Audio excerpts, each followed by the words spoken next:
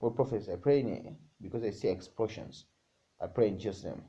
We begin in the U.S. city of Nashville, in the state of Tennessee, where a massive explosion has rocked the downtown core early on Christmas morning. Police there are calling it an intentional act.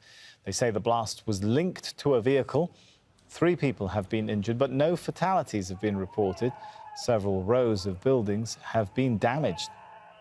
Shahab Ratansi is live for us in Washington, D.C. So, Shahab, any indication of who did this? Very little information right now. We do now have a more interesting timeline to report, though.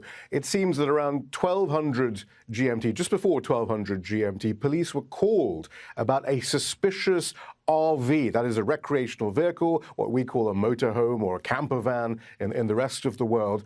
There was a suspicious vehicle parked on a street which didn't have any number plates, apparently. So the police were called. A police officer went to the scene and decided that this was a suspicious vehicle and alerted the bomb squad, effectively, the local bomb squad, to come and take a look at it. While further reinforcements were on their way, there was this explosion. The explosion is linked to the vehicle. There hasn't been any explicit suggestion that it was the vehicle, but certainly that's certainly what people are drawing from the circumstantial evidence.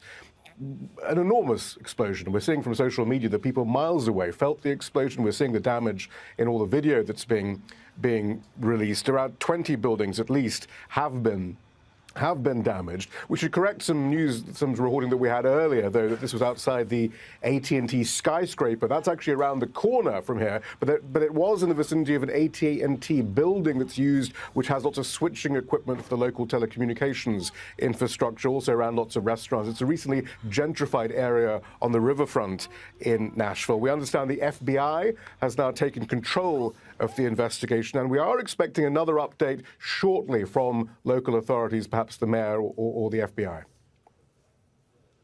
And Shahab, any indication at this point in time from officials about, what the target might have been? Absolutely not. I mean, we have no information about what it was. I mean, it's an RV. There might have been speculation initially that these RVs carry gas canisters. After all, they have kitchens on board, perhaps.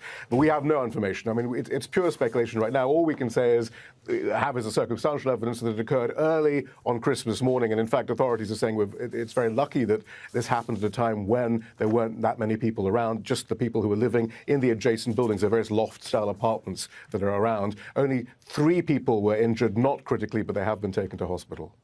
All right, thanks so much, Shahab Ratansi there.